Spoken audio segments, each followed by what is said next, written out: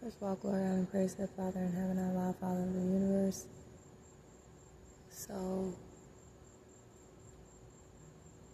that aspect of Nipsey, the consciousness that was, does want me to communicate this about this wicked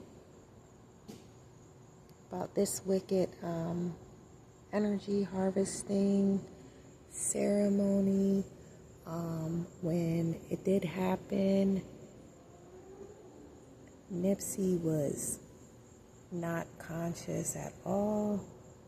When this energy harvesting ritual occurred, Nipsey was not conscious at all. He was buried in grief. That's just one of the fear-based emotions that he was buried in. It was also fear-based energies like betrayal, it's like backstab, stabs in the back, literal and metaphorical, plus the blunt force trauma from the body. It's a universal law, as above, so below. That's the universal law, as above, so below. So it,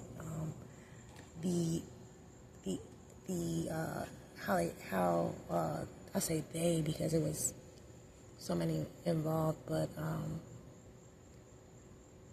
how it was performed, the blunt force impact, it was intentional, was for a reason, to lodge these fear-based energies, lodging them in certain energy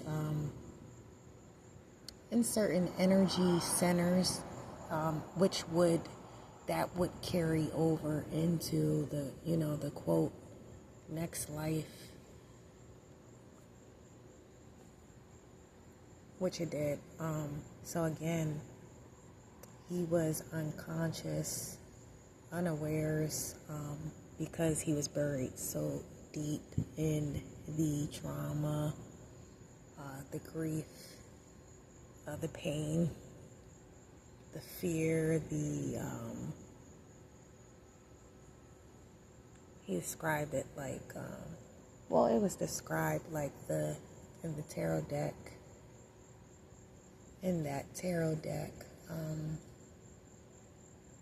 the man that, I don't know which one it is, but the man that's sitting up with the swords, it was like that, and then when you do start to wake up, it was like a rescue effort, on many, multidimensionally. It was a rescue effort to unbury him. He was unconscious, so he couldn't do it. So I don't think that they would have had his mom speak.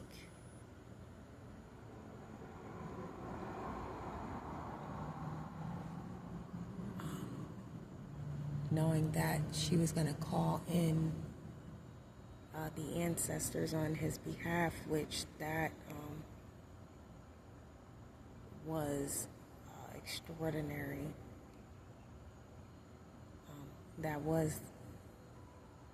I believe that was the game changer. Because they were the very same ancestors that were a part of the unditch effort. It's a transmutation process. It's a transmutation process in a spiritual realm. It's like if someone was buried. These were all like circus media tours to pick the mind of a master. so they have it on record when they get their divvies of his life shares and his life force energy. So they connect the energy that they harvested with the consciousness, which he reveals his consciousness in all the interviews and how he thinks and how he operates, so that they could, man, I don't want to get into all that. It's basically so they can doppelgang, clone, reanimate. It's a lot of wicked ass shit that's been going on behind Nipsey. But so that was a game changer. He wanted myself to express the gratitude to his mother for even though that was a wicked ceremony. That was a wicked ceremony. His family, they had no clue that it was just a mockery ceremony, energy harvesting ceremony, like they do with any other acclaimed star, because I'm saying the powers that be, spiritual wickedness in high places, Allah describes it as, they gotta, it's like you promoting a show, getting the hype up around the event. They have to do all that because that's a part of the energy harvesting. So,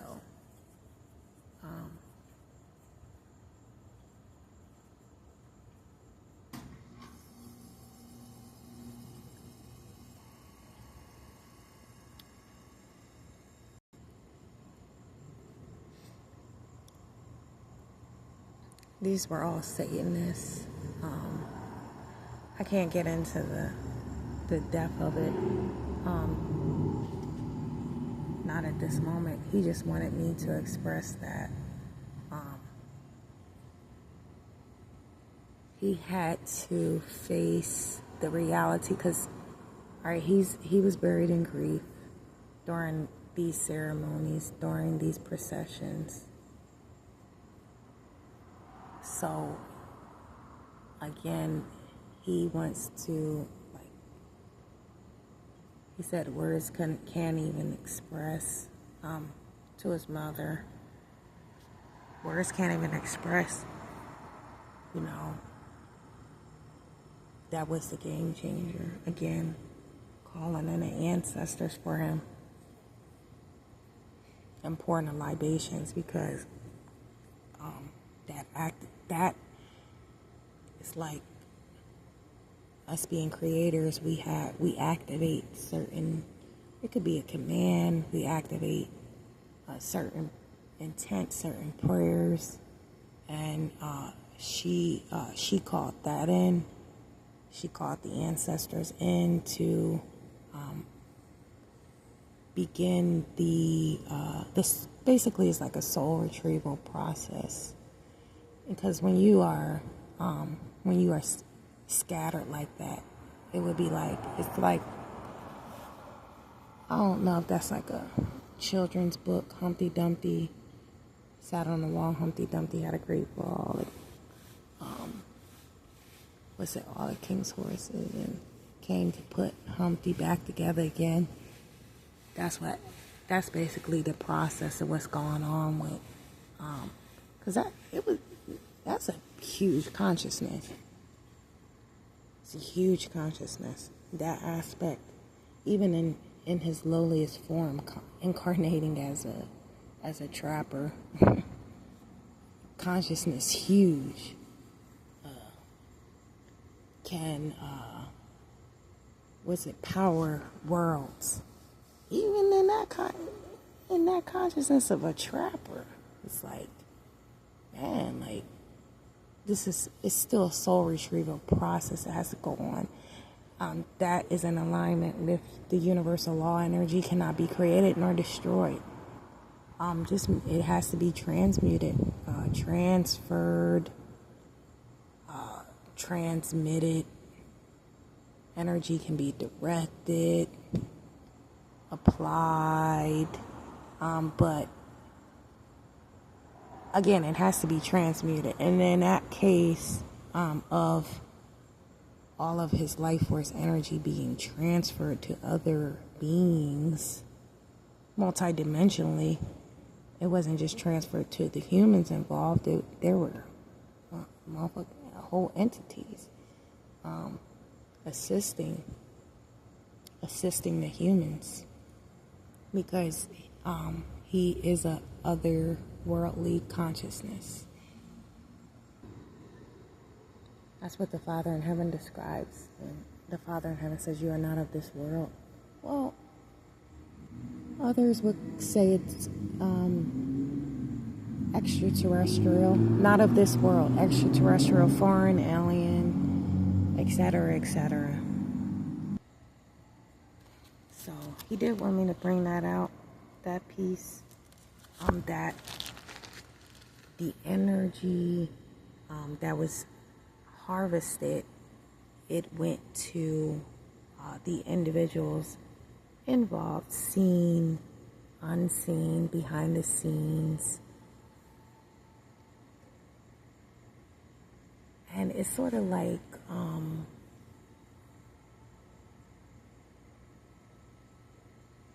once you get unburied enough, it's just basically that is such a dense energy, that betrayal that went on behind it, and the grief, and all the fear-based energies, such heavy, dense energies. In this case, it's being multiplied divine times fold because of this huge consciousness that he was. So it's like that energy weighs a person down. Dense, heavy energies weighs a person down. And he could not communicate that. No one would be able to communicate that type of grief, that type of betrayal. No one could communicate that. So he was in an unawares, unconscious, like a mute state. As above, so below. That's the universal law. If a person were buried in physical dirt, they wouldn't be able to even move. That's the state that the consciousness, the aspects of him that were even there, they were not able to move. The energy was not even able to move. So again, it took the assistance of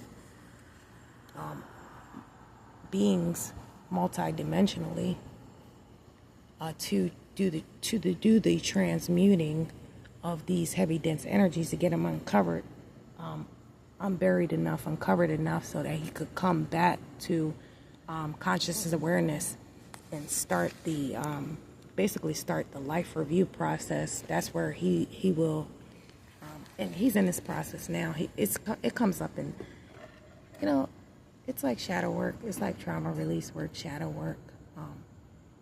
It does not all come up at once. Like, you're ready to face this, then you're ready to face that, then you might be ready to face the same thing again, but bring up more trauma to transmute. Trauma is like, it comes up in phases the same way, like as a human would do shadow work. If you say have heavy trauma imprints, well, for example, myself, I've had 20 plus years to do the trauma release work. And with trauma release or transmutation, it comes up in blocks. And you revisit those same blocks to transmute more of the fear-based energies. Because you've seen people's fears come up at once. It's normally like some cataclysmic, devastating incident. It all comes up and it consumes them. So he was already consumed. So in the purpose of the life reviews is to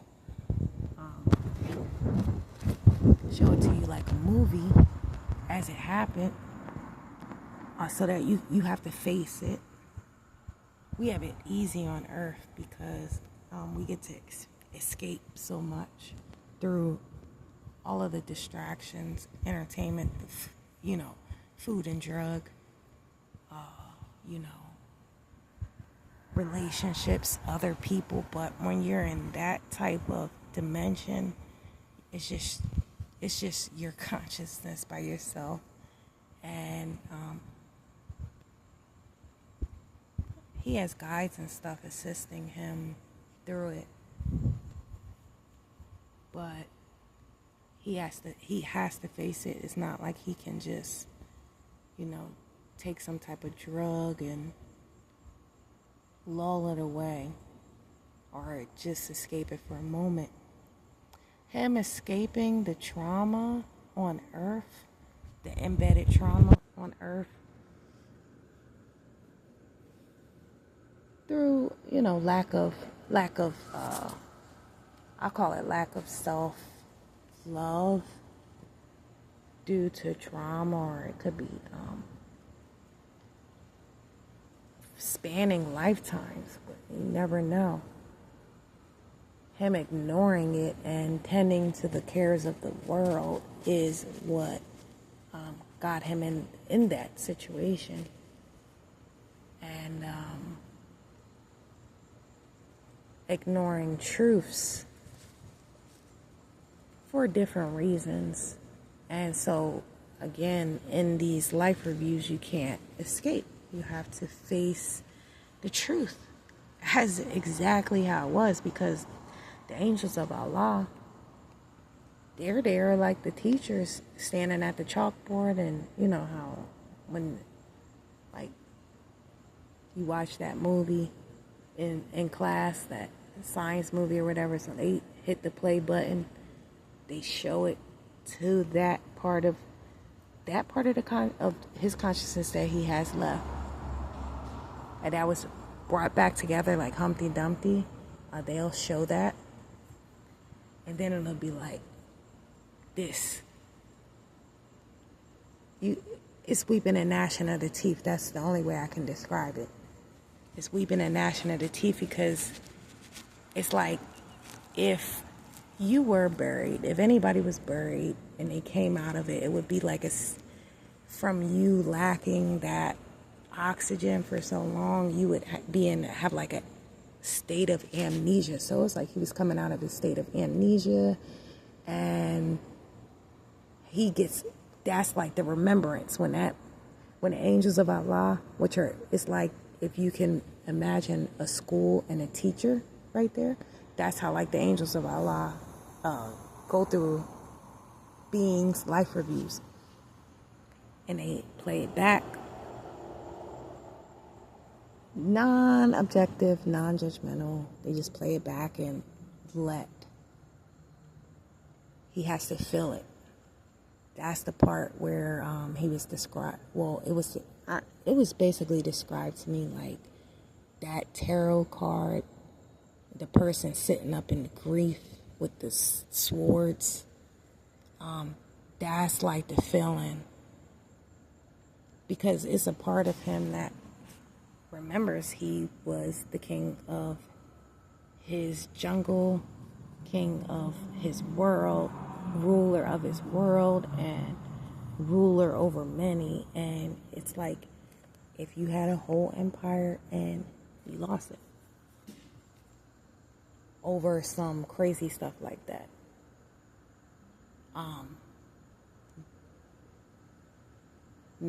Not too many people can even face that type of trauma. I mean, when people lose all their money just off of, I'm saying, that had nothing to do with betrayal or the ones that you love, people are losing it. So this was the deepest wound, unimaginable, because it involved these these characters that he loved and, held so dearly. And to see them in action was just unimaginable, unbearable to the consciousness that is. He did want to express that this energy harvesting it was a mocking ritual. It was to generate both fear-based and positive energies for. Now the fear-based energies were, we're grieving. Everybody's here to mourn the loss, right? Now entities, these negative beings, these evil spirits, they feed off of the negative energy. And now the humans involved, seen, unseen, behind the scenes, they were there to generate the positive energy. Come on, everybody, it's a celebration. And, they got his music involved and, all of that. Now that's going to the humans that was involved in the sacrifice. It's like you're generating it by manipulating it, creating it. It's like when you're in a church and you're generating that positive energy from the choir and, the instrumentalists, and you have the hype men up there. They had the hype men. All the energies combined to generate these energies again, this is a universal law. Energy cannot be created nor destroyed. Transmuted, transferred, directed, transmitted, so it can be transferred and transmitted to whom received shares in Nipsey's life force energy. It's like he was a corporation, a company, right? A brand. That denotes a life force energy. And it's like if you buy into any brand, if you buy into any company, they have like a thing called like shareholders and all of that. And people will obviously vote on those positions, and depending on what you put into it is kind of what you receive in in currency, in profits, in the shares, in the dividends, because his life force energy was divided up amongst the players. Jay-Z brought a lot of shares into his life force energy with that was a strategic move, buying all of his I think it's his mixtapes. That was strategic. They were plotting on Nipsey from back. I don't know who was interviewing him back with the interview. They keep copyrighting my stuff because I'm bringing out the truth about him. I know a lot of people are. But Nipsey has specific information he wants to get through my vessel. He works with other vessels too. I'm saying they on Earth right now. And he works with their vessels too. It's just beings that can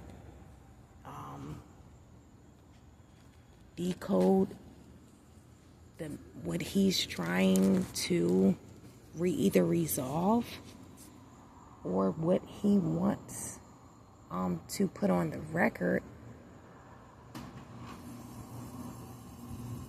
for his release date. He's being released from spiritual prison.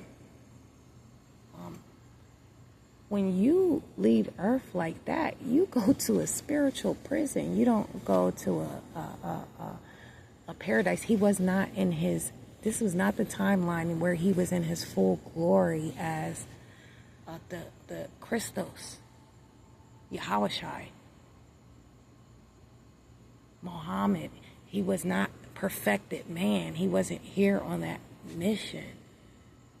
So he did not ascend like Yahushai ascended right back to the Father, like death could not chain him. That he wasn't in that full consciousness. If he was, and I'll just provide proof that if he was in that consciousness, Yahushua already knew Judas, what Judas was going to do. And Yahushua told Judas. He had no clues that these so many key people were involved. He found that out in Life Review. And the Life Reviews are still going on. As above, so below. That's the universal law. So when the world is finding out new information on Nipsey, that means that he's in a Life Review in the other dimensions. And that's why the information or whatever was able to come out on Earth. So he's still in Life Reviews. And I am one of the ones that have to take the brunt of, I'm assigned to, so it's not like I have a choice. My Father, the Father in heaven, the Father of the universe assigned me because I had an easy ass life. I had an easy life, man. I never got,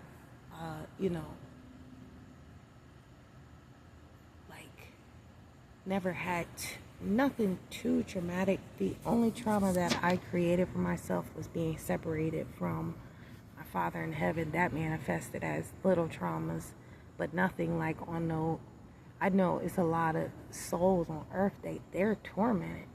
They're absolutely tormented from birth, and even before, like lives, parallel lives, past parallel lives. And I was fortunate to grow up in a household. It was a single parent household, but it wasn't like it was men coming in and out and trauma where I'm like, having crazy shit done to me. We had a lot of freedom that a lot of people don't have. And didn't have I think we had a lot, but we didn't have a lot. So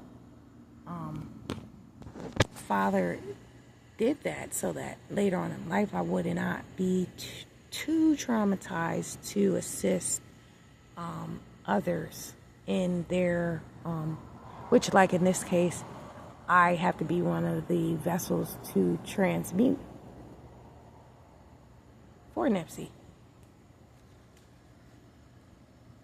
So I mean, Father's impartial. Father is justice. That's Father. So, look, Father gave me an way easier and carefree and